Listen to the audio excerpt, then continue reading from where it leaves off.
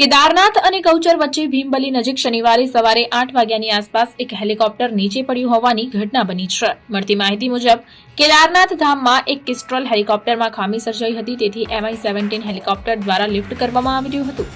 તે દરમિયાન ભારે પવન અને હેલિકોપ્ટરના વજનને કારણે સંતુલન ખોરવાયું, જેના કારણે પાયલટે તેને ઘાટીમાં છોડી દીધું હતું। ખરેખરમાં 24 મેના રોજ કિસ્ટ્રોલ એવિએશનનું એક હેલિકોપ્ટર જેમાં ખામી સર્જાઈ હતી, 6 મુસાફરોને લઈને આવેલા હેલિકોપ્ટરને ઇમરજન્સી લેન્ડિંગ કરાવવું પડ્યું। હેલિકોપ્ટરે લેન્ડિંગ પહેલા 8 વખત હવામાં ડોલ્યું હતું, ત્યારથી તે હેલિપેડ પર જ હતું, તેથી MI-17 હેલિકોપ્ટર દ્વારા તેને લિફ્ટ કરવામાં આવી રહ્યું હતું।